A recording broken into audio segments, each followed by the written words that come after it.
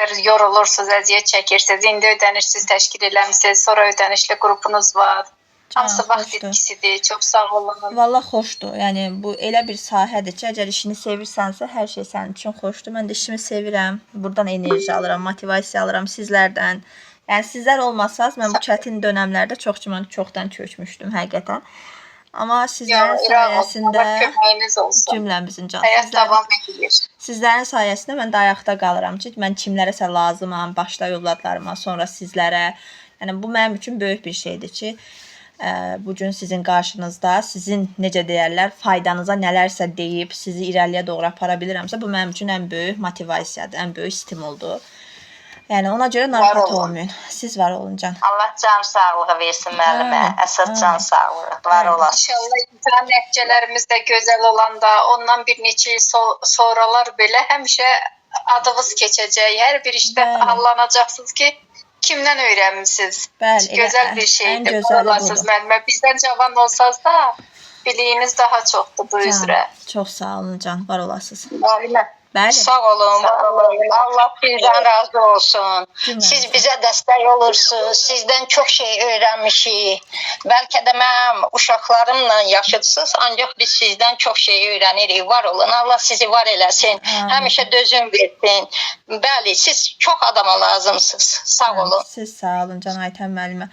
Mən də sizlərdən nələrsə öyrənirəm. Sizlər də mənim üçün bir həyat dərsisiniz. Mənə çox şey qatmısınız. Yəni mən sizlərin sayəsində bu 2 il ərzində demək olar ki, yəni necə deyim, tamamilə beynimi, düşüncəmi, hər şeyi dəyişmişəm ki, məsəl üçün Aytən müəllimədən bir şey öyrənirəm, Bahar müəllimədən bir şey öyrənirəm. Hərənizdən bir insanlıq mənasında, yaxşı mənada bir şey qazanaraq yoluma daha iti addımlarla davam edirəm. Onun özü mənim üçün çox böyük bir, necə deyim, stimuldur. Ona görə mən də sizə təşəkkür edirəm, var olasınız.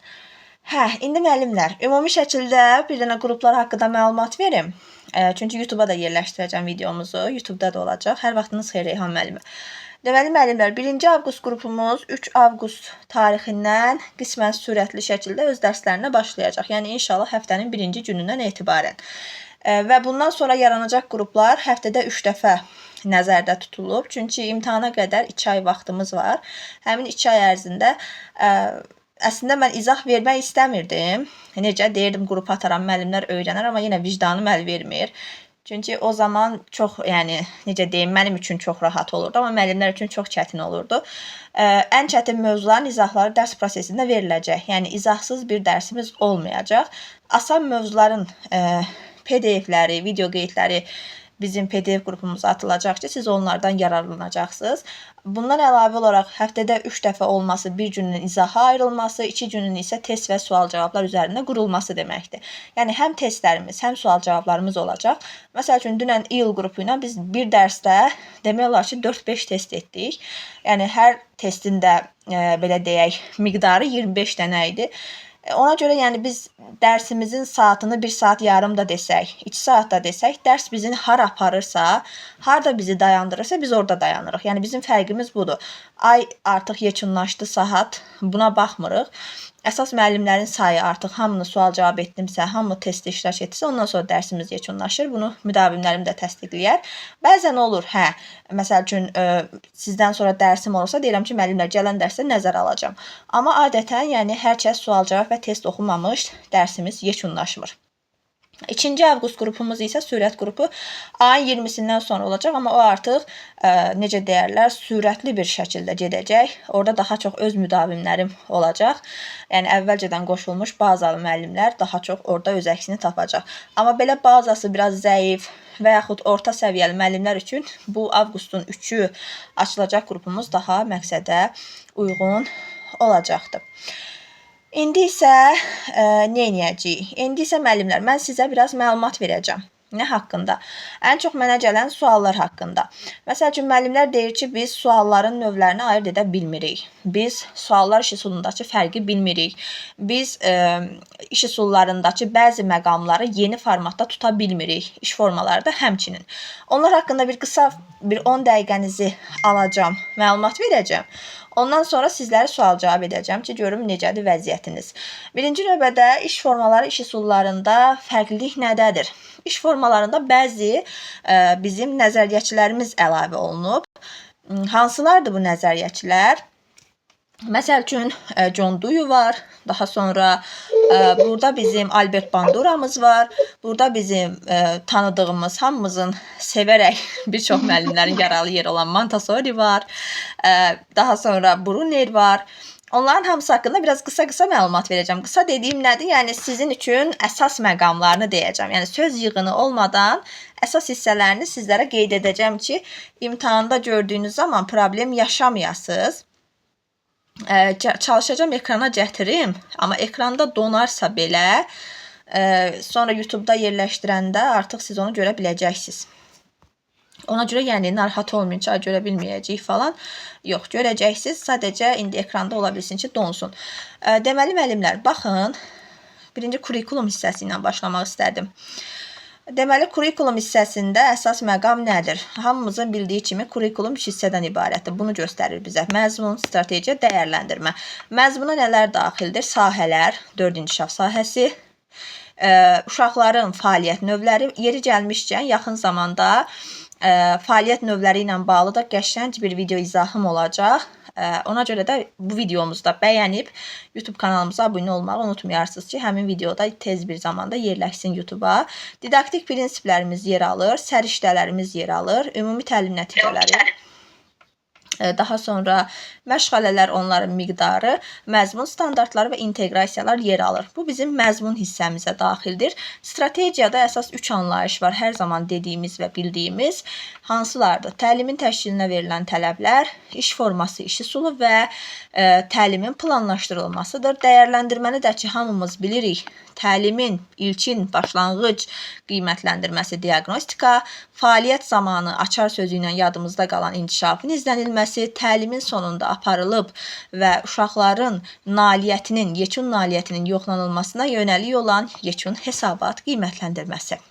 Strategiya haqqında əlavə məlumatlar da burada yer alır. İstəsəz oxuya bilərsiniz, amma mən qısa formada deyim ki, strategiya müəllimə üçün bir yol xəritəsidir və müəlliməni necə ki, məsəl üçün biz yola çıxmamışdan əvvəl nə edirik? Əgər həmin yolun bizi hara aparacağını bilmiriksə, navigatordan istifadə edirik və yaxud başqa proqramlardan istifadə edərək bizim üçün, özümüz üçün bir yol xəritəsi bəlirləyib elə yolumuza çıxırıq. İndi strategiyada elə bir şeydir ki, bizim çıxdığımız yolda bizə neyniyir? İstiqamət verir. Bizim üçün yol xəritəsi olur və bizi düzgün istiqamətə, hədəfə doğru aparır. Yəni, bir növ əvvəlcədən müəyyən edilmiş nəticəyə çatmaq üçün hazırlanan məqsədlər zənciri olan strategiya subyekti məqsədinə çatması üçün düşünülmüş planlı fəaliyyət modelidir. Və burada biz minimal, baxın, minimal, maksimal yox ha, minimal vaxtdan, əməkdən, resursdan istifadə etməklə optimal nəticəyə necə çatacağımızı bəlirləyə bilirik. Buna görə strategiya çox önəmlidir və strategiyaya həm də məntiqi qərarlar toplusu da deyilir. Bura qeyd etdiyimiz kimi, baxın, öyrənmə fəaliyyəti deyildiyi zaman düşünməyin ki, nədir öyrənmə fəaliyyəti? İş üsulu, iş forması da öyrənmə fəaliyyəti. Təlimin təşkili deyəndə yadınızda qalsın, orada 6 prinsip var. Bu 6 prinsipi nəzərdə tutacaq. Daha sonra təlimin planlaşdırılması da bilirsiniz, cari və perspektiv plandır. Bunu nəzərdə tutacaq. Bu formada yadımızda qalsın. Bir də bir çox müəllimlər məqsədin tərifini hələ də bilmir. Məsəl üçün, bilmirlər ki, məqsəd nədir? Ümumi təlim nəticəsi nədir? Məqsəd məşğələnin sonunda uşaqda formalaşdırdığımız bilik və bacarıqdır. Yəni, məşğələnin sonunda uşaqda formalaşdırdığımız bilik və bacarıq nə adlanır? Məqsəd. Digər adı ilə təlim nəticəsi. Amma ilin sonunda perspektiv plana əsasən, məzmun standartlarına əsasən uşaqda formalaşdırdığımız bilik və bacarıq ümumi təlim nəticəsi adlanacaqdır. Gəlirəm iş formalarına, qısa-qısa danışacağım hər biri haqqında. Müəllimlər, 1-3 yaşlı iş formaları fərdi, yarımqrup və kollektiv olaraq bizə təqdim olunur. Niyə görə fərdi, yarımqrup, kollektiv? Niyə görə cüt və qrup burada yoxdur? Çünki müəllimlər, biz fəaliyyət növlərini də öyrənəndə orada deyəcəyik, ilkin kommunikasiya bacarıqları 3-4 yaşdan etibarən formalaşır. Yəni, İlkin kommunikasiya 3-4 yaşdan formalaşır nə deməkdir? Yəni uşaqlarda ünsiyyət bacarıqları, əməkdaşlıq bacarıqları hardan formalaşır? 3-4 yaşdan. Deməli, mən cütləri 1-3 yaşa verə bilmərəm. Niyə görə? Çünki hələ uşaqlarda əməkdaşlıq yoxdur. Mən qrupu verə bilmərəm, çünki uşaqlarda əməkdaşlıq yoxdur. Ona görə mən 1-3 yaşda nəyi verəcəm? İş forması olaraq fərdini, yarım qrupu və kollektivi. Bəs yarım qrupun məqsədi nədir? Yarım qrup iş formasının məqsədi sadəcə fərdidə vaxt çatışmamazlığı kimi bir məhdudiyyət olduğu halda yarım qruplarda biz uşaqları yarım qruplara bölüb vaxta qənaət edə bilirik. Bu cəhətdən çox önəmlidir. Kollektiv iş forması isə uşaqların bircə məqsəd ətrafında birləşməsi deməkdir. Amma 1-3 yaşda kollektiv o demək deyil ki, uşaqlar burada necə deyim, dostluq, qardaşlıq nümayiş etdirəcək. Xeyr, onlar hələ 1-3 yaşda qavrama psixoprosesinin onlarda üstünlük təşkil etdiyi dönəmdir. Hələ tanıma, qavrama, anlama dönəmində olduqları üçün kollektiv iş forması da onlarda hələ əməkdaşlığa əsaslanmayacaq. 3-6 yaşda isə artıq cüt və qrup daxil olmaqla fərdi cüt, qrup, kollektiv iş formalarını görürük və cütlər niyə görə 3-6 yaşdadır? Çünki ən yaxın əməkdaşlıq cütlərdədir. Qruplar niyə görə 3-6 yaşdadır? Çünki yaxın əməkdaşlıq cütlər, qruplar iş formasındadır. Kollektiv iş formasında isə artıq uşaqlarda həqiqətən də kommunikasiya bacarıqları tam olaraq özünü göstərdiyi üçün burada artıq 3-6 yaşının kollektiv iş formasında uşaqlarda ünsiyyətin aktiv olduğunu görə bilərik. Daha sonra gəlirəm burada fərdi iş forması. Fərdi iş formasını hər birimiz bilirik. Yəqin ki, bazalı müəllimlər bilir ki, fərdi iş nədir? Fərdi iş uşağın potensialını üzə çıxarır. Uşağın fərdi marağını, inkişaf səviyyəsini üzə çıxarır. Uşaqda daha çox fərdi öyrənmə, uşağın öz ritminə uyğun irəliləməsinə şərait yaradır və müstəqil fəaliyyət göstərməsinə, introvert uşaqlar üçün fərdi iş, introvert nədir? Yəni özünə qapanıq, asosial uşaqlar üçün fərdi iş forması çox üstündür. Riski nədir? Məhdudiyyəti nədir? Çatışmamazlığı nədir? Sosial təcrid. Sosial təcrid nədir? Uşaq o qədər fərdi çalışır ki, artıq istər-istəməz neyniyir? Cəmiyyətdən uzaqlaşır, sosial təcrid olunur və uşağın sosial bacarıqları azala bilir. Maraqsızlıq nədir? Uşaq o qədər tək çalışır ki, artıq bezir. Yəni insan nə qədər tək çalışar, bu artıq uşaqda bezməyə gətirə bilir və uşağın motivasiyasını da azaldır. Bu fərdi iş formasının mənfi cəhətidir. Daha sonra vaxt məhdudiyyətinin özü də fərdi iş formasında mənfi xüsusiyyətlərdəndir. Gəlirəm cütlərlə işə. Cütlərlə iş adından da məlumdur. Cüt. Əsas açar sözünü hamımız bilirik. Bilməyənlər də bilsin, bir-birinə. Yəni mən harda bir-birinə sözünü görürəmsə, avtomatik ağlıma cütlər gələcək. Cütlər iş formasının əsas üstünlüyü uşaqlarda bircə düşünmə, həll yol axtarma, bir-birinin qarşısında məsuliyyəti hiss etməni formalaşdırıb, uşaqlarda sosiallaşma prosesini gücləndirib, şəxslər arası intellektə sahib olan uşaqlar üçün daha əlverişli bir iş forması olacaqdır. Mənfi cəhəti nədir? Asılılıq. Asılılıq nə deməkdir? Uşaq o qədər cütündən asılı vəziyyətə düşür ki, tək çalışmaq istəmir və uşaqda müstəqil düşünmə bacarığı zəifləyir. Mübahisələr, uşaqlar əgər konfliktli uşaqlardırsa, bir-biri ilə dalaşmağa, mübahisəyə meyilli uşaqlardırsa, bu uşaqlar üçün cütlər iş forması heç bir zaman effektiv olmayacaq. Əksinə, cütlər iş forması verdiyimiz zaman həmin uşaqlar bir-biri ilə dalaşmağa vaxt sərf edəcək. Qruplar iş formasında da yenə əsas açar sözlərimiz fərqli fəaliyyət, müxtəlif fəaliyyət, müstəqil fikir. Baxın, müstəqil fəaliyyət fərdidə, müstəqil fikir qruplardadır və burada vəzifə bölgüsü aparmaq var. Yəni, vəzifə bölgüsü nədir? Sən bu iş edəcəksən, mən bu iş edəcəm, digər uşaq digər iş edəcək. Aramızda vəzifə bölgüsü edib məsuliyyətlərimizi uşaqlar arasında bölürük. Daha sonra uşaqlarda başqalarının fikirlərinə hörmətlə yanaşmaq, liderlik bacarıqlarını və sosial bacarıqlarını inkişaf etdirir. Mənfi cəhəti nədir? Mənfi cəhəti, baxın müəllimlər, dominantlıq yazılıb. Dominantlıq nə deməkdir? Yəni bir uşaq digər uşaqlara o deyir, nə etmək istəyir? Digər uşaqlara hakim olmaq istəyir və istəyir ki, həmişə onun sözü keçsin həmin qrupda. Bu artıq dominantlıqdır. Bir də uşaqlarda sosial mübarizə əsnasında mübahisələr. Sosial mübarizə əsnasında mübahisələrə biz çox zaman xaotik səs-küy deyirik. Yəni xaotik səs-küyü artıq qruplar iş formasında görə bilərik. Açar sözdə də yadımızda qalsın ki, xaotik səs-küy artıq qruplar iş formasındadır. Əvvəllər isə biz işgüzar səs-küy qruplara deyirdik. İndi imtahanda necə düşəcək? Əgər xaotik səs-küy varsa, artıq onu qruplara götürə biləcəyik. Kollektiv iş formasında nədir əsas məqam?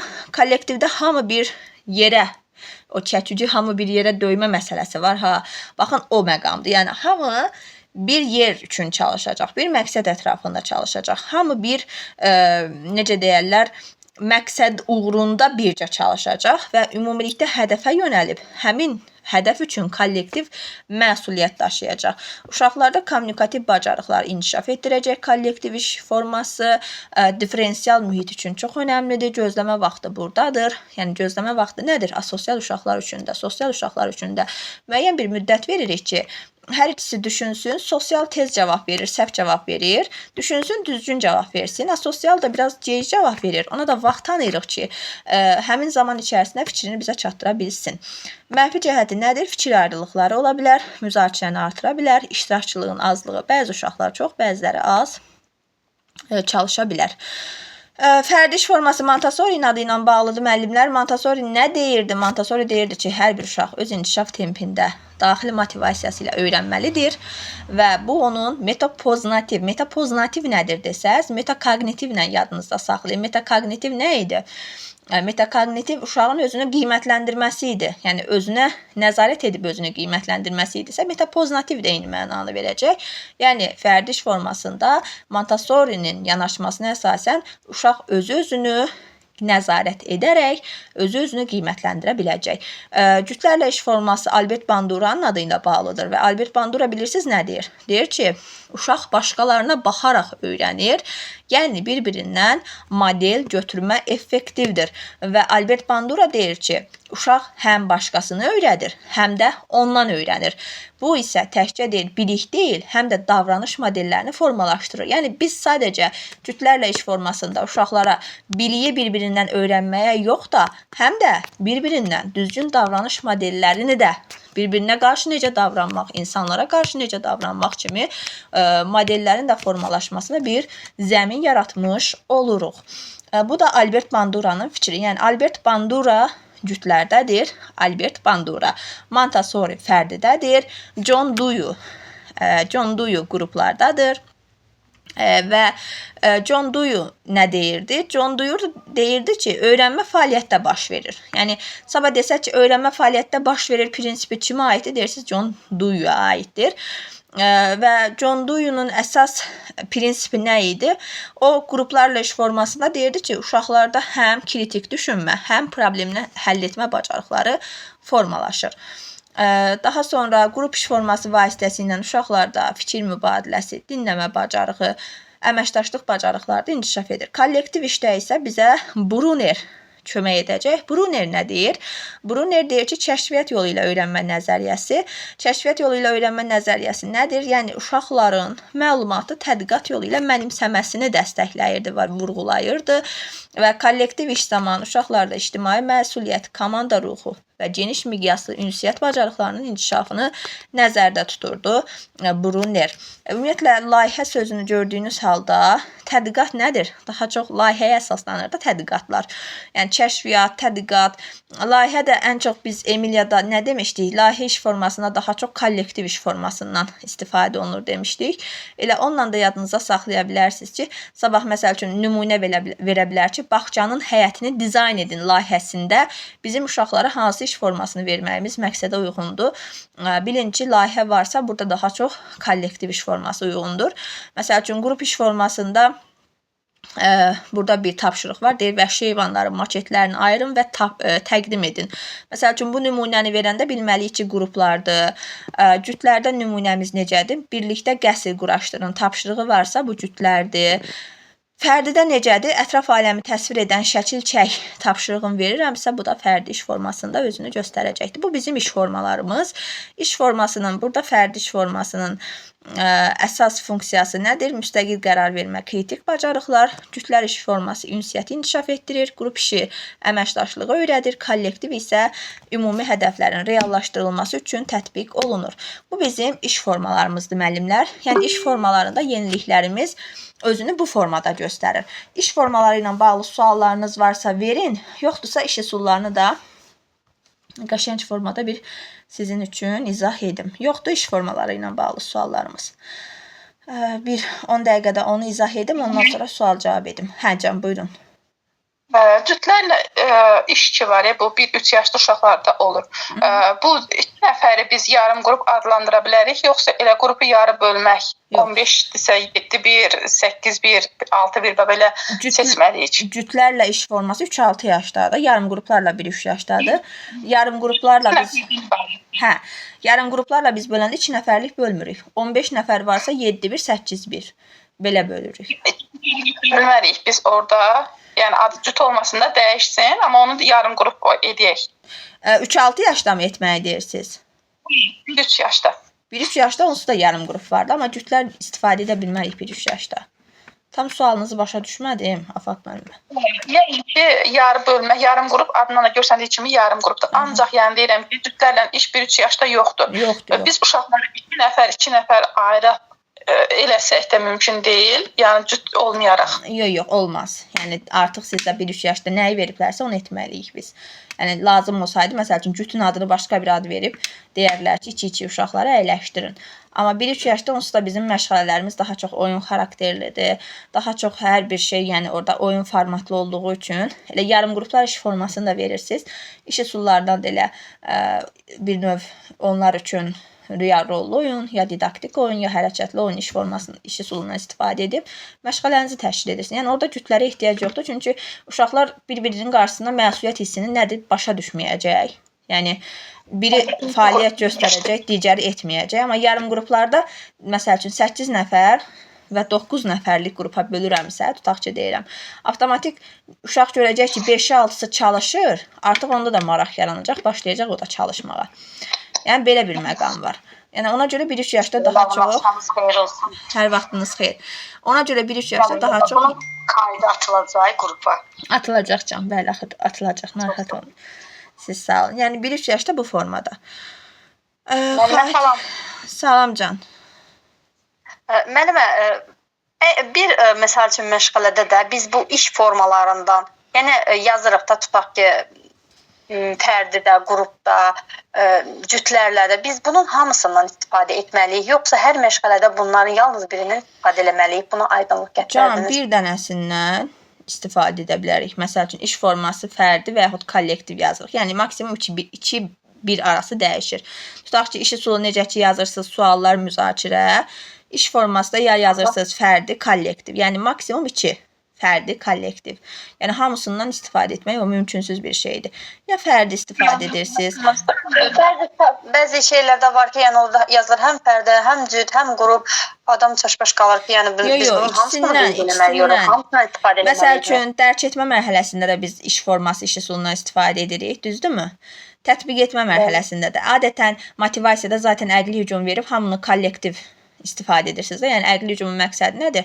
Kollektiv şəkildə uşaqların fəaliyyətini stimullaşdırıb bircə səy nəticəsində problemin həllinə yönəltmək. Düzdürmü? Bu deməli əqli hücum birbaşa motivasiya mərhələsi olduğu üçün burada kollektivdən istifadə etdiniz. Gəldiniz dərk etməyə. Dərk etmədə də müzakirə verdinizsə, yenə kollektivdir. Sonda artıq məsəl üçün suallar iş üsulundan istifadə edirsinizsə, orada artıq məsəl üçün fərdi yaza bilərsiniz. Yəni necə oldu? 2 dənə iş forması oldu. Fərdi, kollektiv. Aydın oldu mu? Yəni adətən belə bu formada istifadə edirik. Bəli, aydındır. Çox sağ olun. Yəni 3-4 iş formasını necə istifadə edəcəksiniz? Dərk etmədə onu da gərək siz 2-2 istifadə edəsiniz. O da düzgün deyil. Yəni düzgün olmur. Hə, bu belə. İndi müəllimlər, iş üsulları haqqında da məlumat verim sizə. Deməli, iş üsullarından da bizdə nə yenilik var? İş üsullarından bizdə yenilik budur ki, bir dəqiqə qoyun. Bunu ekrana gətirə biləcəmmi görüm. Müəllim, ən çox biz nəyə qarışıq salıram, mən öz adımdan danışım.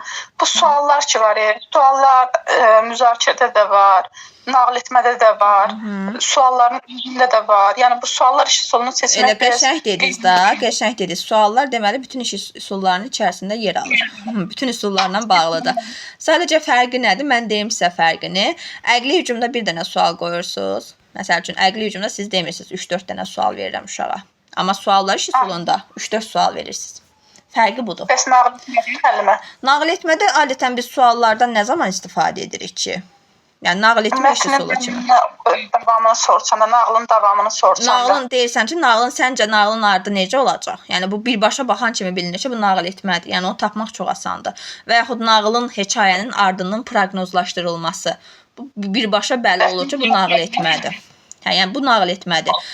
Müzakirədə də adətən bir dənə sual qoyursunuz, bir dənə açıq sual qoyursunuz ki, məsəl üçün bugünkü mövzumuz dostluqdur. Uşaqlar, sizcə dostluq necə olmalıdır və biz dostlarımıza qarşı necə davranmalıyıq? Məsəl üçün. Belə bir sual qoydunmu? Hə. Yəni mövzu bir dənə olur, yoxsa necə? Necə? Mövzu bir dənə olur, yoxsa suallar axar? Mövzu bir dənə olur. Yəni mövzunuz bir dənə dostluq mövzusudursa, o mövzunu seçirsiniz, həmin mövzu ətrafında müzakirə işi üsulunda yalnız açıq tipli sual verirsiniz. Amma suallarda 3-4 sual olur. Həm açıq, həm qapalı olur. Ondan tuta bilərsiniz. Yəni müzakirədə qapalı sual deyə bir şey yoxdur. Müzakirə birbaşa açığa yönəlikdir. Amma suallarda bir neçə qapalı sualdır. Məsəl üçün ikisi qapalıdırsa, ikisi açıqdır. Yəni 4-5 dənə sual verə bilirik suallarda. Fərqi budur. Daha sonra problemli vəziyyətdə, problem bir dənədir. Məsəl üçün bir dənə problemə dair sual verirsiniz. Uşaqlar o problemin həllini düşünür. Və ümumiyyətlə sizə belə bir şey deyim. Problemli vəziyyət tapmaq çox rahatdır. Niyə? Problemli vəziyyətdə 3 dənə açar sözü var. Yəni bir müəllimə əgər o 3 açar sözdən birini bilirsə, problemli vəziyyəti tapacaq. Ümumiləşdirmə. Bəli, tənqid, təhlil, ümumiləşdirmə, üstəgəl, işçi vərəqi, üstəgəl qrup işi. Çünki biz qrup işini nə müzakirədə demirik, nə suallarda demirik, nə əqli hücumda demirik. Fikir vermisinizsə əgər. Bir dənə qrup iş formasının adını biz harda qeyd edirik? Problemli vəziyyətdə. Deyirik, uşaqlar 4-5 nəfərlik qruplara bölünür. Onlara problemli vəziyyət əks olunan işçi vərəqi paylanılır. Uşaqlar həmin problemi müzakirə edib, təhlil, tənqidi yanaşıb, sonda da fikirlərini ümumiləşdirərək həmin problemin həll yollarını bizə göstərir. Budur problemli vəziyyət. Suallar isə necə? Tənqidi, təhlil, ümumiləşdirmə. İndi bunu biz belə deyirik. Ancaq bu situasiyanın içərisində onu elə seçmək biraz çətin olur. Çətin deyil. Bu o da çətin deyil.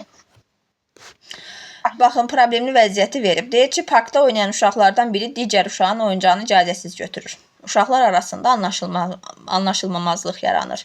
Sizcə bu vəziyyətdə uşaqlar necə davranmalıdır? Problemli vəziyyətdirmi? Birbaşa problemli vəziyyətdir. Və yaxud bircə dəqiqə dayanın. Gözləyin bircə dəqiqə. Burada işçi vərəq olmadı müəllimə. Dayanın, indi deyəcəm. Mən səhv oxudum onu. Bircə dəqiqə. Gözləyin. İmtahanda düşəndə situasiya olaraq da versə orada deyilir. Məsəl üçün bu il düşmüşdü. 2025 bu il dediyim. Orada düşəndə sırf olaraq onu vermişdi. Baxın, burada verilibdir əslində. Hə. Sizcə bu vəziyyətdə uşaqlar necə davranmalıdır? Sonra burada verir. Qruplar 4-5 nəfərlik qruplara bölünür. Baxın, işin təşkilində verilib. Hər bir qrupa təlim məqsədinə uyğun iş vərəqləri təqdim olunur. Uşaqlar problemi müzakirə edir, mümkün həll yollarını araşdırırlar. Hər qrup fikirlərini təqdim edir, müəllim uşaqlara suallar verir və digər qruplardan əlavə fikirlər alınır. Bizdə belə bir yanlış məlumat var ki, ARTI bizə ipucu vermir. Əslində ARTI bizə ipucunu çox gözəl verir. Necə? 2025-ci ilin MİQ imtahanında bizə vermişdi ki, tam olaraq belə bir suala oxşar bir sual idi və demişdi ki, müəllim uşaqlara qruplara bölərək bu vəziyyəti təsvir edir. İşçi vərəqini deməmişdi, birim vermişdi açar söz kimi, uşaqları qruplara bölərək. Yəni, mən də avtomatik əgər bazam varsa, müəyyən qədər məntiqi düşünmə qabiliyyətim varsa, düşünəcəm ki, bu mənim üçün açar sözdür. Çünki mən qrup iş formasını bircə dənə harda bilirəm? Problemli vəziyyətdə bilirəm. Aydın oldu mu? Əqli hücumda isə adətən suallar necə olacaq? Əqli hücumda suallar daha çox yaradıcı düşüncə. Yəni, orada tənqidi düşüncəni necə deyim, hədəf almayacaq. Aydın oldu mu? Yəni, əqli hücumda mənim əsas məqsədim nədir? Əqli hücumda mənim əsas məqsədim yaradıcı düşüncəni formalaşdırmaqdır. Məsəl üçün, uşaqlar ətraf mühitin çirklənməsi nə deməkdir? Və biz onu necə təmiz saxlaya bilərik? Necə təmiz saxlaya bilərik? Hər kəs nə edəcək? Yaradıcı şəkildə düşünəcək. Biri deyəcək zibili yerə atmamaqla, biri deyəcək kağızları yenidən istifadə etməklə, biri deyəcək ağac əkməklə, biri deyəcək heyvanlara kömək edərək, biri deyəcək suyu israf etməyərək. Neynədim? bir məhdud vaxt ərzində, çünki məhdud vaxt da əqli hücumun açar sözüdür. Məhdud vaxt ərzində uşaqların hər birinin fikrinin qiymətli olduğunu nəzərə çarparaq, heç bir fikri tənqid etməyərək onların mümkün ideyalarını dinləyirəm və sonda fikirləri qruplaşdırıram. Adətən biz qruplaşdırmanı şaxələndirməyə götürürdük, düzdürmü? Amma əqli hücumda indi belə bir şey var. Deyir ki, müəllimə sualı verir. Suala uyğun uşaqlara məhdud vaxt verilir. Çünki məhdud vaxt nədir? Motivasiya neçə dəqiqə olur? Maksimum 3 dəqiqə, 3-5 dəqiqə. Əqli hücum hansı mərhələyə uyğundur? Motivasiyaya. Deməli 3-5 dəqiqə ərzində də mən əqli hücumu qurmalıyam. Yəni məhdud vaxt ona görədir. Həmin məhdud vaxt ərzində uşaq tez fikrini deyir və mən də heç bir kəsin fikrini tənqid etmədən dinləyirəm, ideyalarını irəli sürür, dinləyirəm. Sonda isə uşaqlarla birlikdə hansı uşaqların oxşar ideyaları varsa onları bir yerə toplayıram. Məsələn, tullantıların azaldılması və təbiətin qorunmasına yönəlik olan fikirləri bir yerə toplayıram və uşaqları alqışlayıram ki, hər biriniz çox fəal şəkildə iştirak etdiniz. İndi keçirəm artıq dərk etmə mərhələsinə. Dərk etmədə nə edəcəm? Müzakirə. Artıq müzakirə edəcəm. Müzakirə üçün də suallar verəcəm. Ki, uşaqlar, əsas suallar nədir? Nə baş verdi? Ən birinci, nə baş verdiyini gördümsə müzakirədir.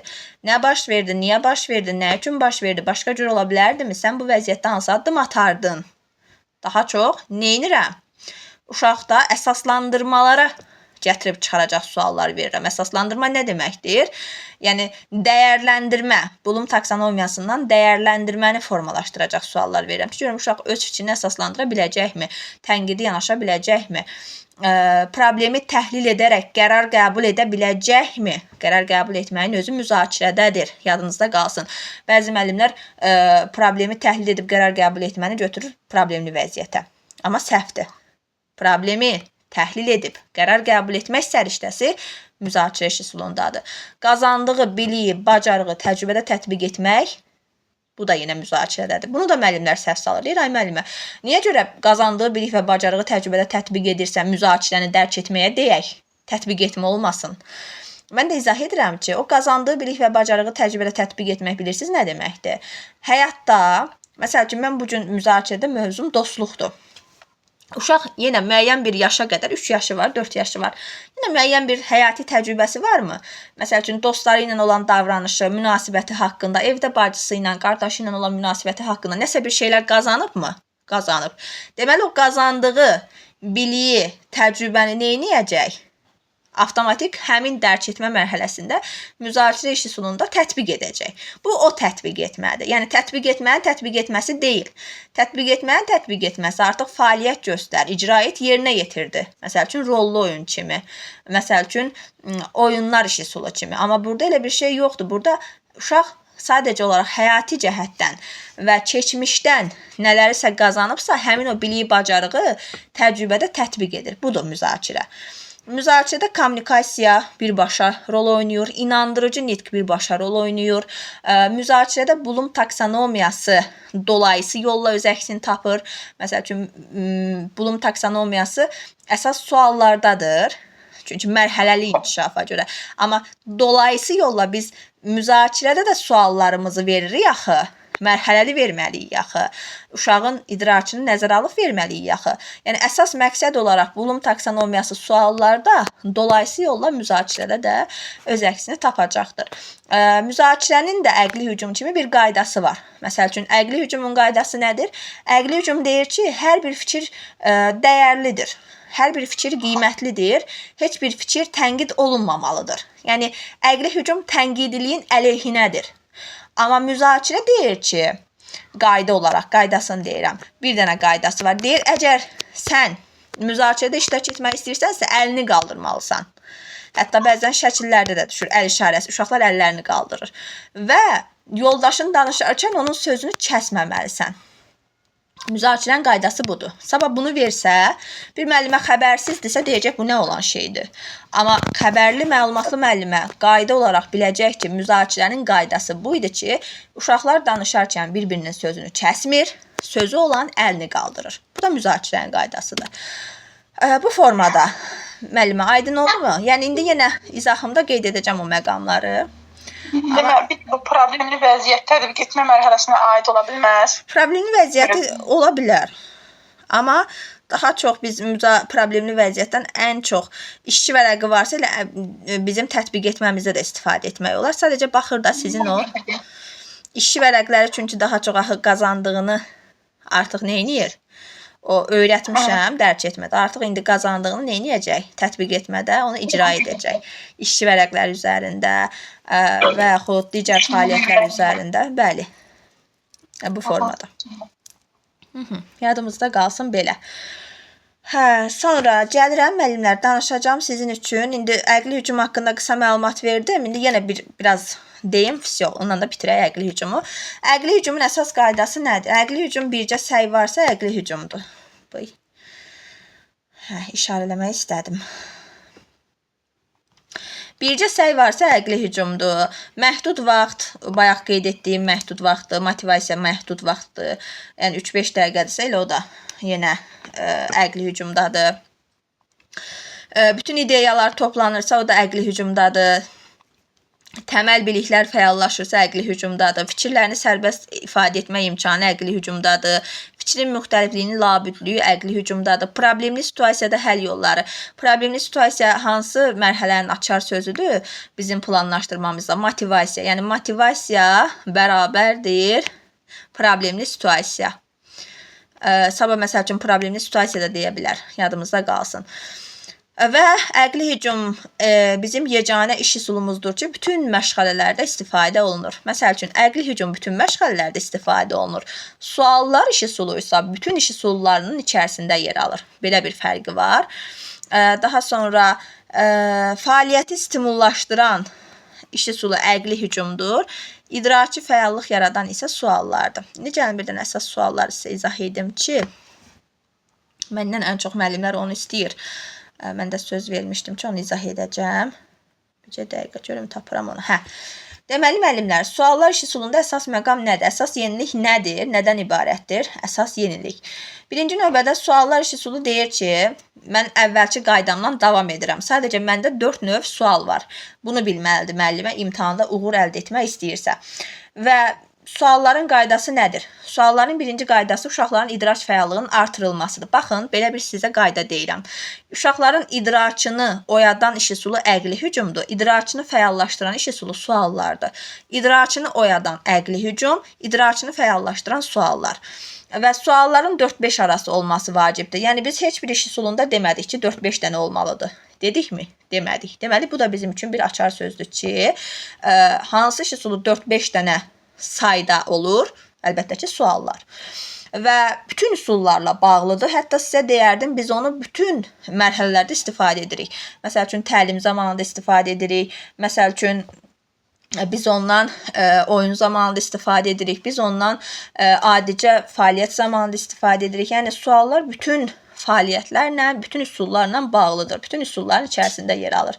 Ona görə də belə bir qaydanı bayaq dedim ki, sizə bütün iş üsullarının içərisində yer alan iş üsulu suallardır. Bütün məşğələlərdə istifadə olunan isə əqli hücumdur. Bu belə. İndi gələm sualların əsas məqamına. Baxın, suallar yadımızda qalsın.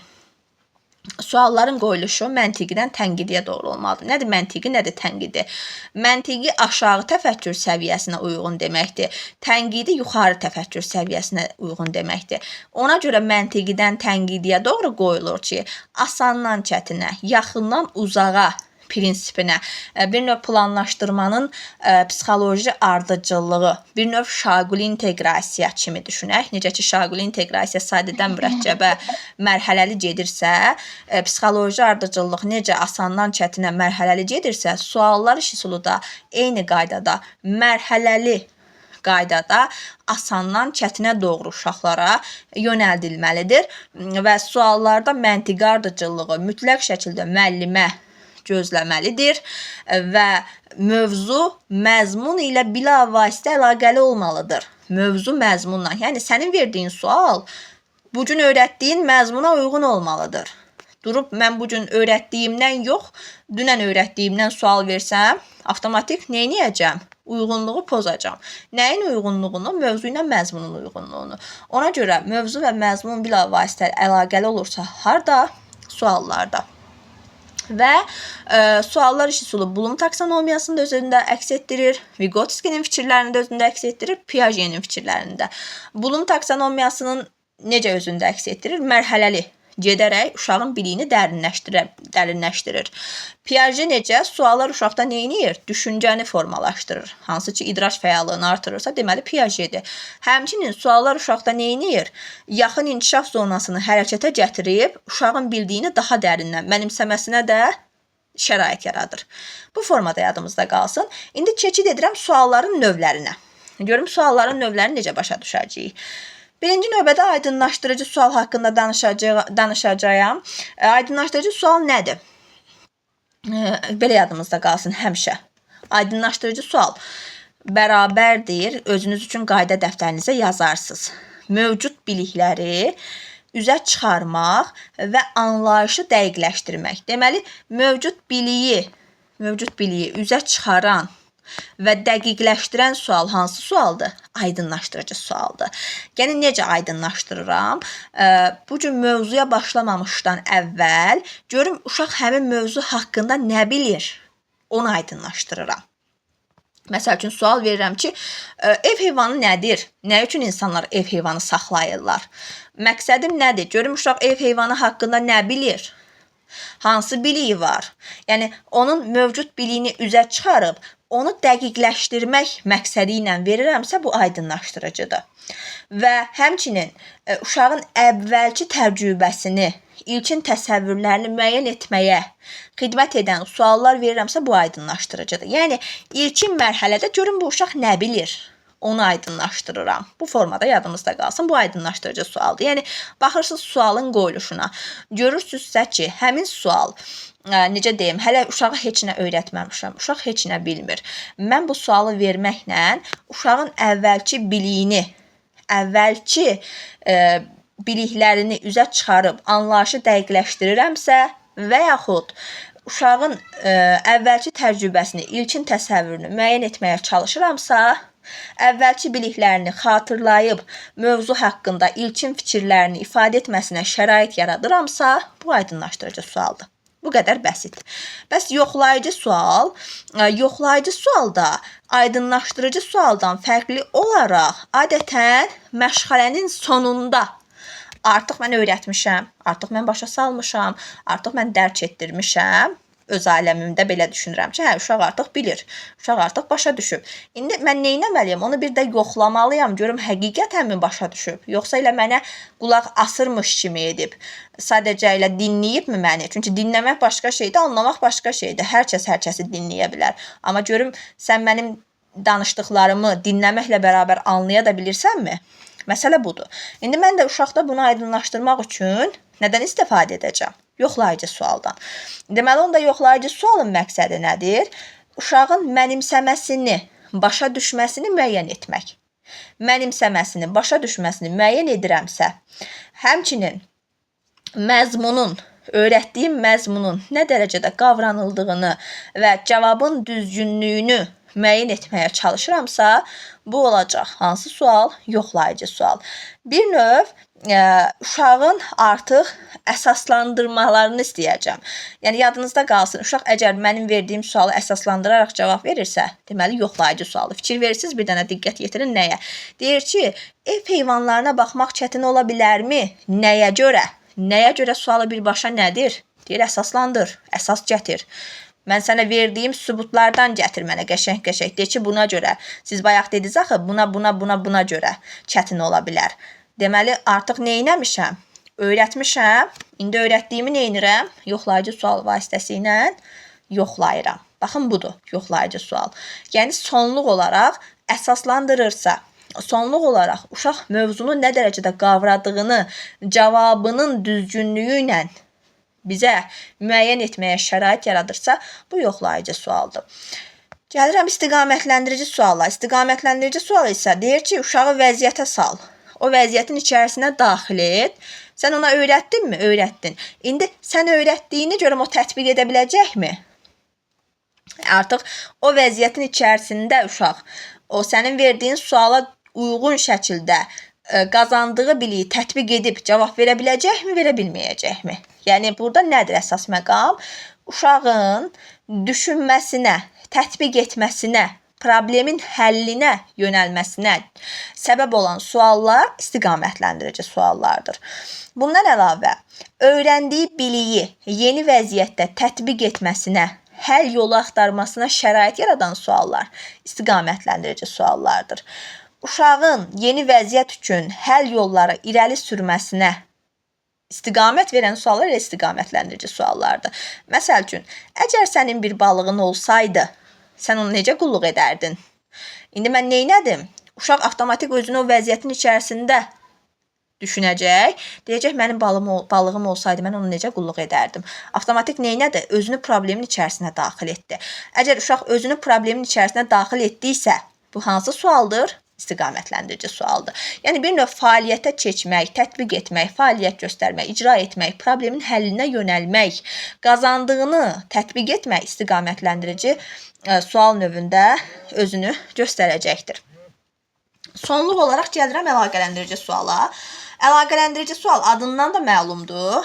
İnteqrasiya kimi düşünün, inteqrativlik prinsipi kimi düşünün.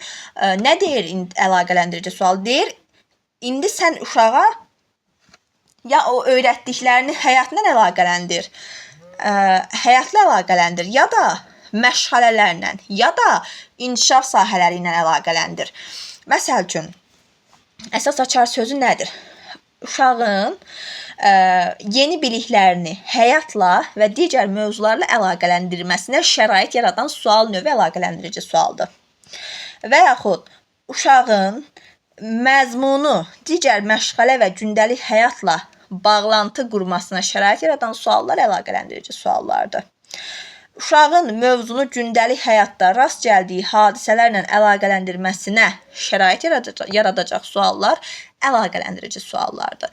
Məsəl üçün, heyvanlara qarşı yaxşı davranmaq niyə vacibdir? Yaxşı davranmaq üçün mənə hansı inkişaf sahəsi lazımdır? Sosial-emosional. Heyvanlar hansı inkişaf sahəsidir? İdrac. İdracla nəyə əlaqələndirdim? Sosial-emosionalı. Nəticədə nə oldu? Əlaqələndirici sual oldu. Bu formada yadımızda qalsın. Yəni, suallar üsulunun 4 dənə məqamı var. Aydınlaşdır. Aydınlaşdırdın mı? İlkin mərhələdə. Sonda yoxla. İstiqamətləndirici suallar. Uşağı o vəziyyətə sal. Görüm oradan çıxış yolu tapa biləcəkmi öyrəndiyinə əsasən? İstiqamətləndir. Sonda isə əlaqələndirici sualla nöqtəni qoy. Ya gündəlik həyatla, ya məşğələlərlə, ya inkişaf sahəsi ilə əlaqəli uşağın sualını ver. Bu formada. Və suallar üsulu uşaqda idrac fəallığını stimullaşdırır, tənqidi təfəkkürü, məntiqi ardıcılığı inkişaf etdirir, mərhəmət, məsuliyyət hissini formalaşdırmağa imkan yaradır. Aydın oldu mu müəllimlər sualların növləri? Bir çətinliyimiz yoxdur ki? Sağ olun, müəllimə. Siz sağ olun. Bu belə. Bu yəni sualların növləridir. Ən çox müəllimlərin çətinlik çəkdiyi məqamda. Əslində elə də bir çətinlik çəkməyə ehtiyac yoxdur. Sadəcə elmi cümlələrdən uzaq durmaq lazımdır. Biraz lori dildən anlasaq onu daha yaxşı mənimsəyib imtahanda da bizə əsas odur. Biz onun qaydasını bilib oradan necə deyim, sağ-salamat ayrıla bilək. Bu belə. İndi sizə bir də izah edəcəm nəyi. Bunu da başa düşdük. Bu da aydın oldu. Bir də müəllimlər mənə ən çox nəyə sual verirlər? Deyirlər ki, müəllimə, siz deyirsiniz ki, yekun hesabat təlimin pasportudur. Amma biz öyrənmişik portfolyonu, təlimin pasportu. Onun da Artinin PDF üzərində göstərəcəm, hətta izah verəcəm. Həmin izahımı da YouTube-a yerləşdirəcəm.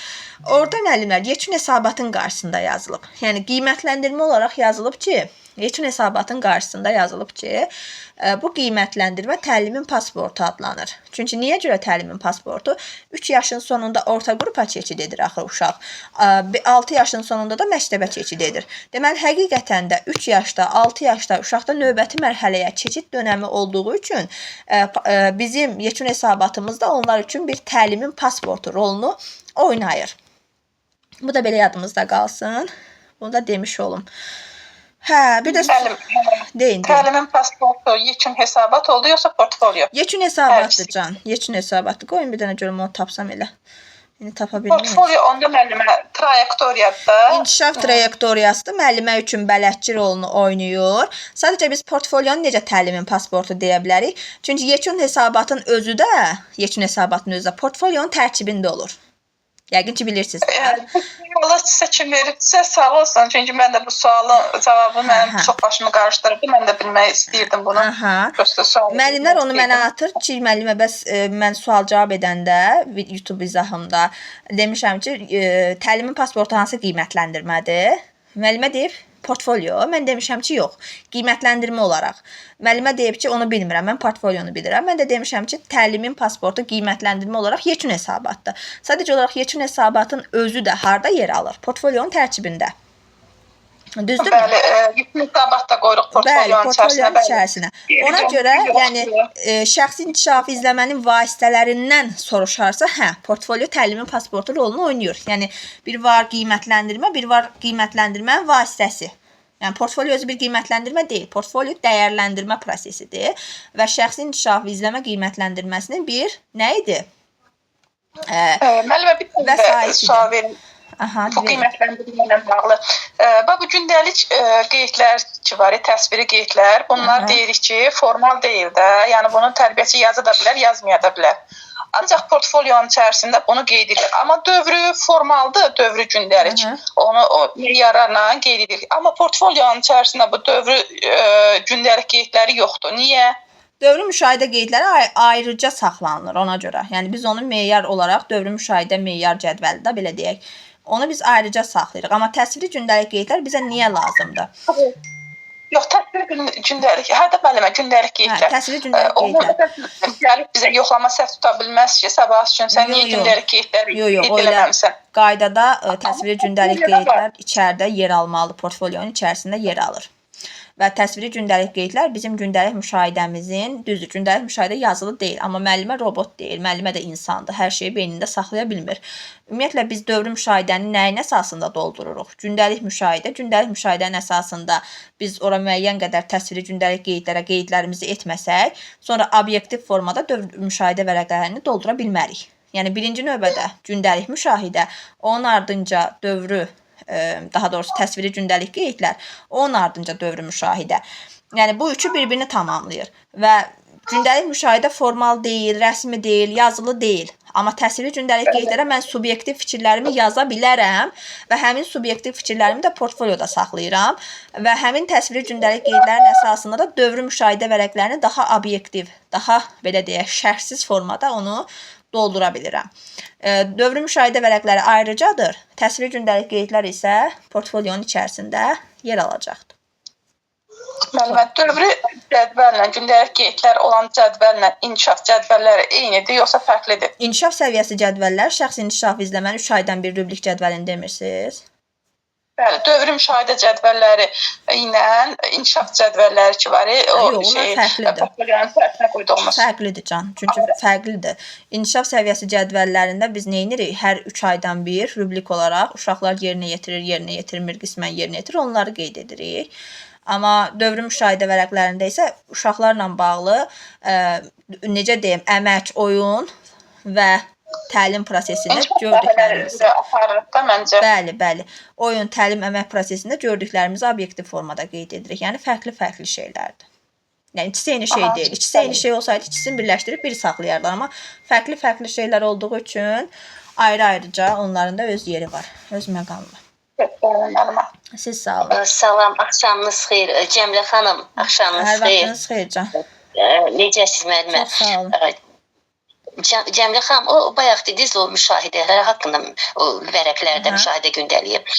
Biz o bayaq müəllimə dedi, elə ona görə açdım səsi deyəm. Biz ondan tutmuşuq gündəlik müşahidəni bu məzmun xəttləri üzrə, standartlar üzrə də belə gündəlik müşahidə. Bizə yoxlama gəlmişdi bu yaxında. Bütün gəldilər, yoxladılar hər bir şeydə detallı olaraq. Amma onu dedi ki, düzgün deyil. Bu müşahidədir, bu adaptasiyadır.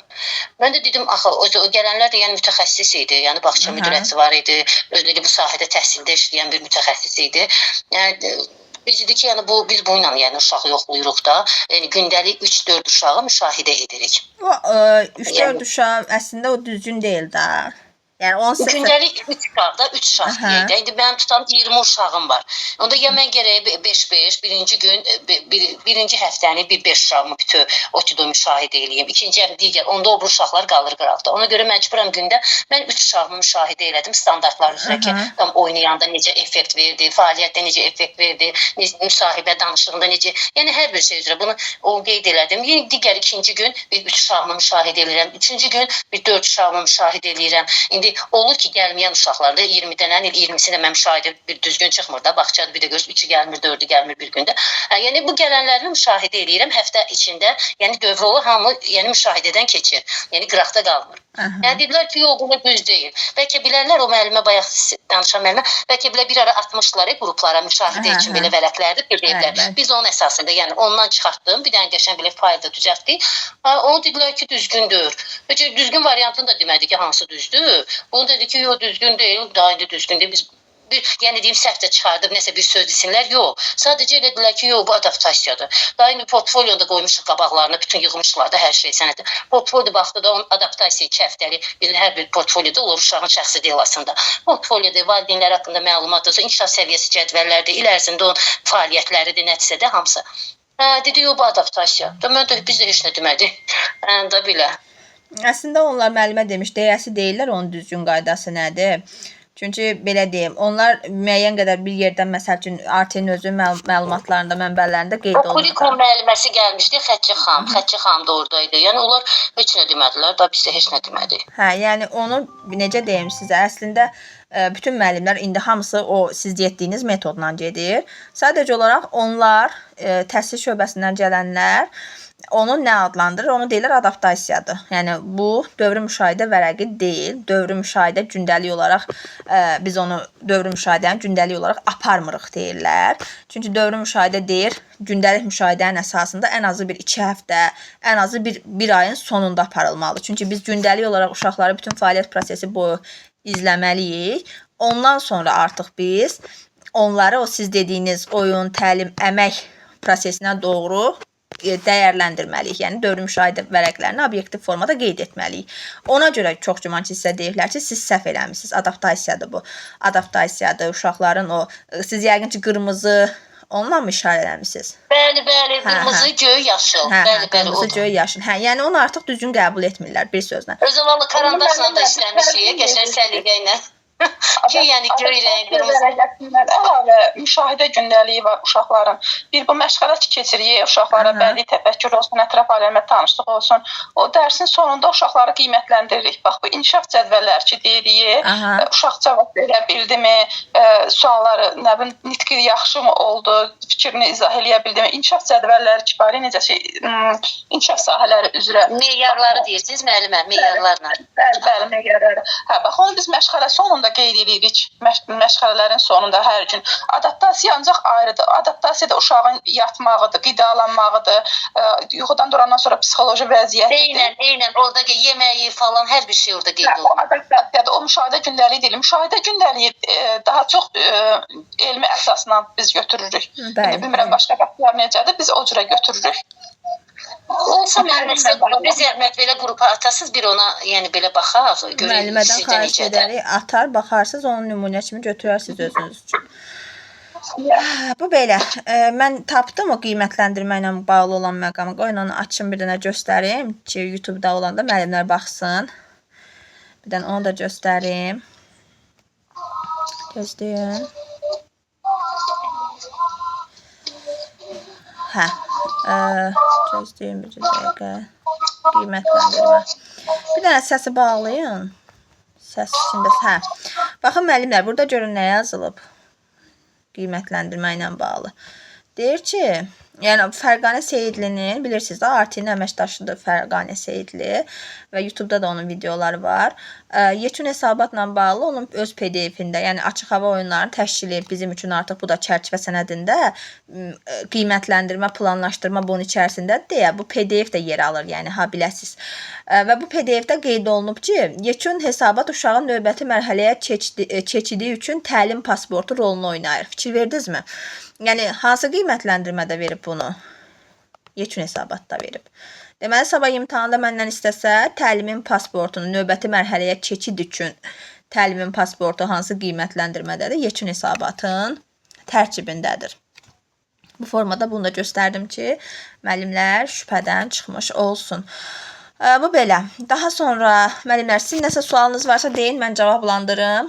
Daha sonra dərsimiz yekunlaşacaq, çünki mən dərsə daxil olmalıyam. Yeni çıxan qaydalarla bağlı.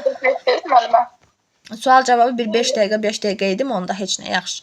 Kiminsə mənə sualı Bir varsa də Cəmlə versin. xanım, sizə qurban, bir dənə də keçən dəfə belə bir sual düşmüşdü. Sübut toplusu. Sonra bu portfolio çıxdı, sübut toplusu. Sübut toplusudur da. Yəni sübut toplusu necə? Sabah imtahana desək ki, portfolionun məqsədi müəllimə üçün dəlil sübut rolu oynamaqdır. Bu səhvdir. Çünki portfolionun əsas məqsədi müəllimə üçün dəlil sübut rolunu oynamaq deyil. Amma desək ki, portfolionun məqsədi həm də müəllimə üçün dəlil sübut rolu oynamaqdır, bu düzdür. Amma birbaşa desək ki, müəllimə üçün dəlil sübut rolu oynayır, bu səhvdir. Çünki portfolionun məqsədi uşağın inkişafının trayektoriyasını izləyib bizə bələdçilik etməkdir. Yəni bizə o inkişafı görməkdə bələdçilik etməkdən ibarət. Amma həm də bizim üçün, sabah bir yoxlama, sabah bir komissiya üzvü gəldiyi zaman dəlil sübut rolunu da oynayır. Amma ikinci planda. Birinci planda daha çox uşağa yönəlikdir. Uşağın inkişafının trayektoriyasını müəyyən etməyə bizə köməklik edir.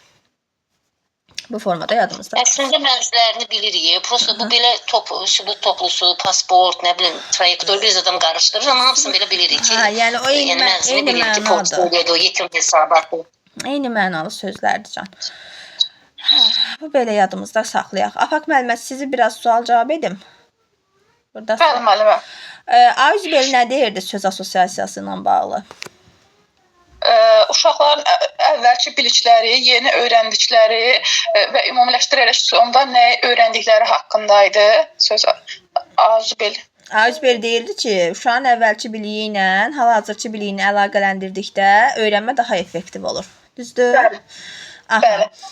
Bəs metakognitiv inkişaf hansı iş üsullarında özünü göstərir?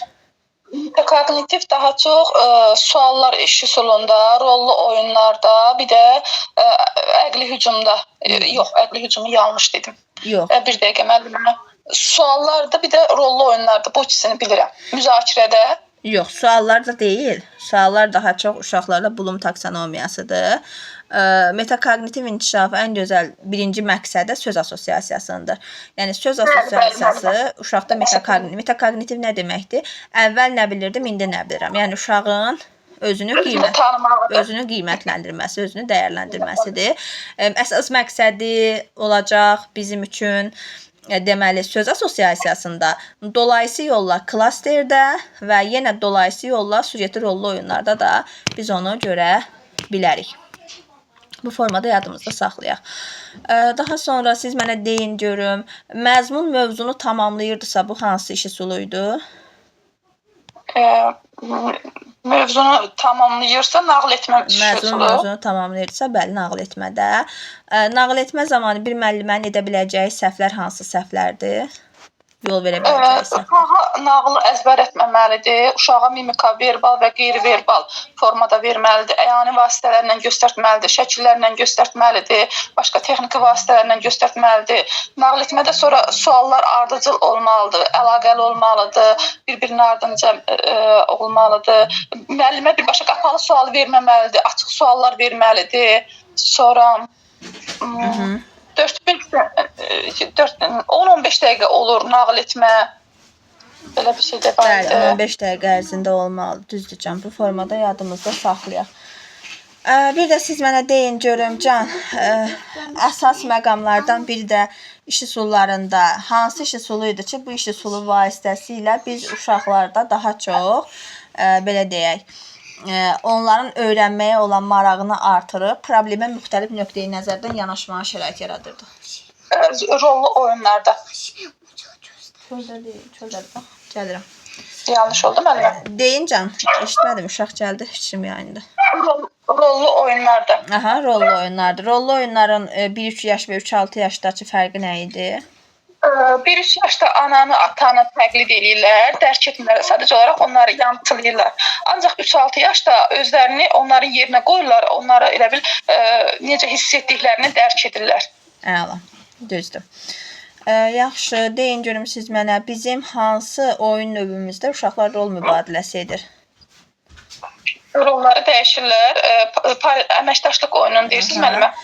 Paralel idi. Yox, rol mübadiləsi varsa əməkdaşlıq oyununda öz əksini tapacaqdır. Rol mübadiləsi. Paralel olur ki, yanaşı oynayırlar, bir-birlərinə müdaxilə etmirlər.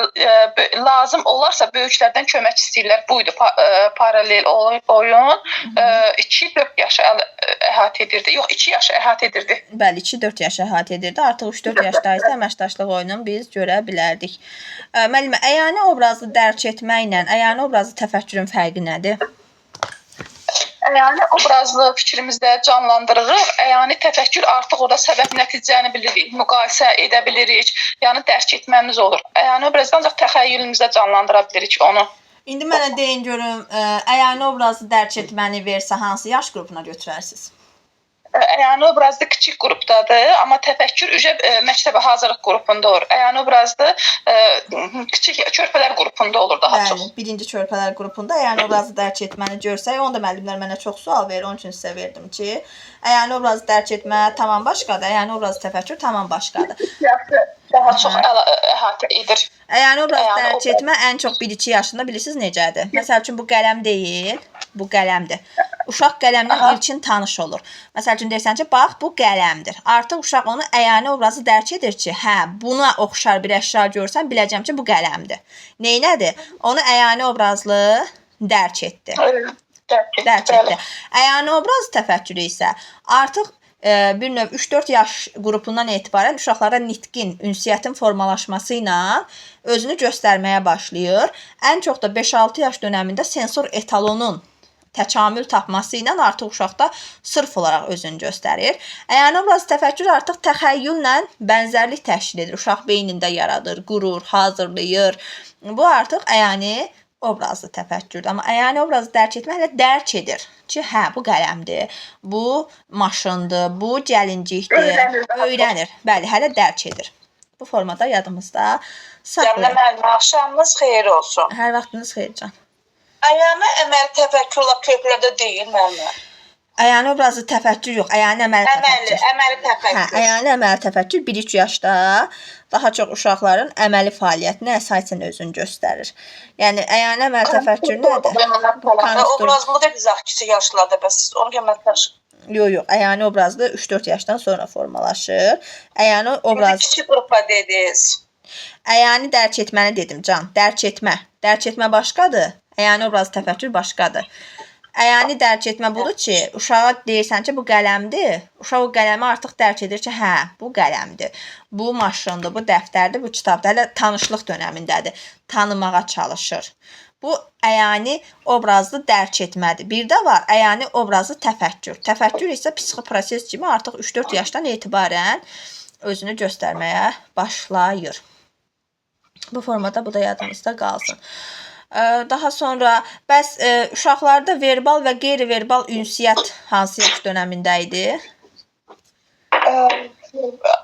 Dönəmində müəllimə. Hansı yaş dönəminin ünsiyyət?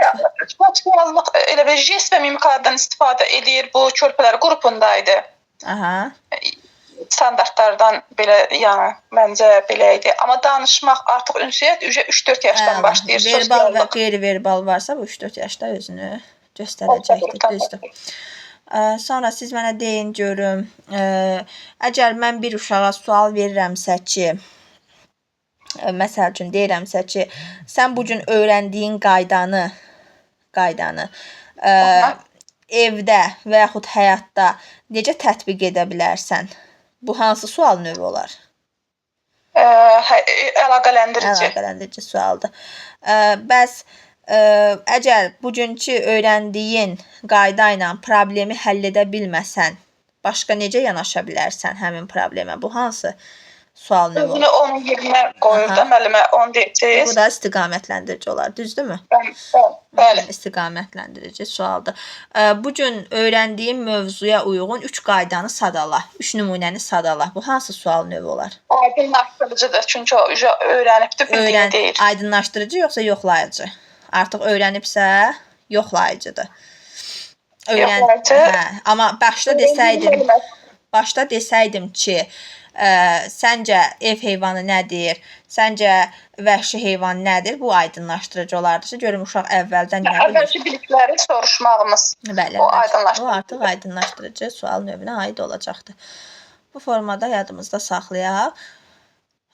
Hansı mövzuda var? Sualların içərisində yer alır. Sualların içərisindədir müəllimlər, yeni PDF-də. Yəni bəzi mövzularımızda yeniliklər var. İnşallah indi əlimdən gəldiyi qədər onları paylaşacağam vaxt etdikcə. Bir də siz mənə deyin görün, bizim hansı psixoprosesimiz vasitəsilə biz uşaqda daha çox belə deyək, məzmunlu düşünməni və yaxud məzmunu başa düşməni formalaşdıra bilərik. Məzmunu başa düşmək, anlamadır da müəllimə bu. Anlayır ki, o artıq başa düşür. Anlama da ən çox hansı psixoprosesdə özünü göstərir? Anlayırsa psixoproses, bir dəqiqə diqqət yox, hafizədə müəllimə. Məzmunu başa düşmə daha çox təfəkkürdə olmazmı? Hə, bəli. Məzmunun anlayır da, başa düşür. Danışırsa hafizədir. Bəli, sadalayırsa, sıralayırsa, sayırsa, daha sonra adlandırırsa, bunlar hafizədir. Amma fikir, münasibət bildirmək, məsəl üçün məntiqi sözlü təfəkkürdür, düzdürmü? Sonra uşaq beynində ona tənqidi yanaşırsa, əsaslandırma gətirirsə, dəlil, sübut gətirirsə, fakt gətirirsə, bu artıq təfəkkür deməkdir. Yaxşı, bir müəllimə əgər alt standartları dəyişirsə, o hansı prinsipin tələbini pozur etik davranış prinsiplərindən? Müəllimin vəzifəsidir birinci bu standartlara əməl etmək. Bir dəqiqə müəllimə, qanunçuluqdur da. Çünki biz konstitusiyada bizə nə verilibsə, biz ona əməl etməliyik. Qanunçuluqdur. Bəs standartları mən minimal yox, maksimal tələb kimi götürürəmsə, onda hansı prinsipin tələbini pozaram? Necə yəni müəllimə? Başa düşmədim. Bir də təkrar Bizim alt standartlarımız minimal tələbdir da, düzdürmü? Mən həmin alt standartları minimal yox, maksimal tələb kimi götürərəmsə əgər hansı etik davranış prinsipini pozaram? Uşağa elə bir ki, yaşından artıq mövzu verirəm də, yəni belə deyirsiniz. Bir dəqiqə bizim düzgün dərs keçməyimiz peşə peşəkarlıq və fərdi məsuliyyət prinsipidir can. Düzdür. Təşəkkür edirəm Afaq müəllimə. Çox sağ olun. Çox sağ olun. Müəllimlər, indi birazdan dərsə girəcəm. Ona görə yekunlaşdırıram. İnşallah yenə boş vaxt edən kimi belə ödənişsiz təlim təşkil edəcəm. Həm izahla, həm sual-cavabla. Videoda YouTube kanalına yerləşdirib atacağım qrupa. Bəyənməyi, yorum yazmağı, şərh yazmağı, YouTube kanalına abunə olmağı və iş yoldaşlarınız arasında paylaşmağı unutmayın ki, belə videolarımız dəstək xarakterli daha çox olsun. Əlavə də kiminsə nəsə sualı olarsa şəxsidə yaza bilər. 050 869 41 62 mənim nömrəmdir. 050 869 41 62 nömrəmə yazaraq həm ödənişli, həm ödənişsiz qrupumuz barədə məlumat ala bilərsiniz. Ödənişli qrupumuz avqustun 3-dən sürət qrupu olaraq qismən sürətli özünü göstərəcək. Ondan sonra isə avqustun 20-sindən sonra digər bir qrupumuz aktivləşəcək. Hansı sizə uyğundursa həmin qruplara qoşulub biliyinizi yeni ARTİ-nin çərçivə sənədinə əsasən artırıb imtahanda yüksək nəticə üçün bir yerdə çalışa bilərik inşallah ki. Hər birinizə uğur arzu edirəm. İnşallah ki, hər şey ürəyinizcə olsun. Əziyyətinizin bəhrəsini görəsiniz. Hər biriniz uğur əldə edəsiniz. Əziyyət çəkən hər kəs, işinə məsuliyyətli yanaşan və işini sevən hər kəsə uğur arzu edirəm. İnşallah ki, əziyyətinizin də bəhrəsini görərsiniz. Öpürəm sizləri müəllimlər. Gecəniz xeyrə qalsın. Allaha əmanət olun. Görüşənə qədər. Çox sağ olun. Bəli. Xeyrə qarşı. Səfayət müəllimə nəsə demək istəyirdiniz? Müəllimə icazə xeyrə qalsın. qalsın. Çox sağ olun. Siz sağ olun. Mən sizə sağ olmalacaq şəxsi yazıram da, deyil şəxsi yazın. Hə, Çünki sadəcə bir özünün təhlilin və səsə davamlılığın xüsusiyyətləri mövzusunu mən nədən öyrənməliydim? O mövzulara nəyi öyrənim, onu soruşmaq istəyirdim. O PDF-in içərisində var Artinin özünün o çərçivə sənədinin aşağısında göy hissələr var. O göy hissələrə toxunanda oradan çıxır həmin hissələr. İndi yenə də mənə yazarsınız, görün məndə o PDF varsa ataram sizə, yaxşımı? Yaxşı, mən çox sağ olun, təşəkkür edirəm. Siz sağ olun can. Görüşərik inşallah. Sağ olun. Sağ olun. Sağ olun.